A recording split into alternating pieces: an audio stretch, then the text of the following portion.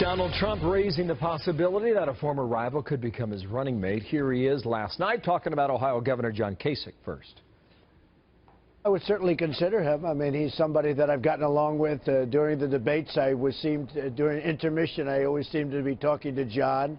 So we'll see what happens, but I have a good relationship with him. So Chief Political Correspondent Carl Cameron back on the trail in Washington today. Carl, I heard him say today is a 40% chance that he would pick someone he had competed against in the primary.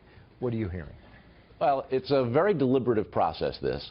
A very small group of people are going to be going through what is always a lengthy vetting process, and it's early.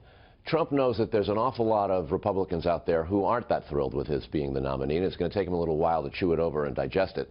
And so, at the same time, he recognizes that if he tells them who a good, strong vice presidential pick might be, that could help them come to grips with all this. He's even suggested that he'd name potential cabinet members before the convention, as well as a running mate. So it's a good move for Trump. It's going to take a lot of work.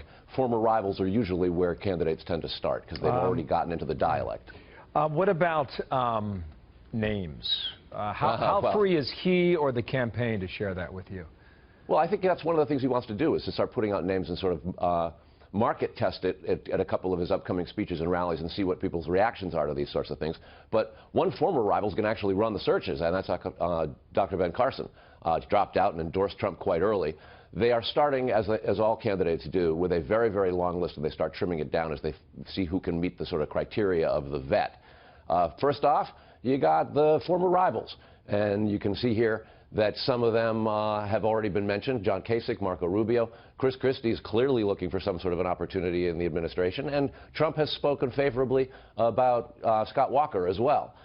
From there you can go. He's also said he wants somebody who can help get legislation through in Washington, somebody who can help him get bills passed, and that's where you get to senators and governors. Governors, Rick Scott of Florida brings a very, very important state, and there you see three women, which would be wise in the sense that he's going to be running against one in Hillary Clinton, assuming she wins the Democratic nomination.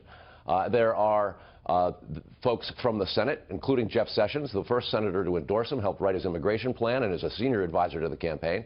Joni Ernst and Tim Scott, both freshmen, but both very dynamic figures in the Senate. And newcomers, part of the whole Tea Party revolution of the last midterm campaign. And then you got the formers. Former Speaker Newt Gingrich, former Senator Scott Brown of New Hampshire, but used to be Massachusetts. Sarah Palin was early to endorse Donald Trump and came out on the campaign trail a couple times. And then, of course, there's General James Mattis and a whole bunch of folks that would be either from the military and would put a lot of muscle on the Trump presidency, or at least in the consideration process while he tries to unite the Republican Party together. All right, good deal. Carl, thanks.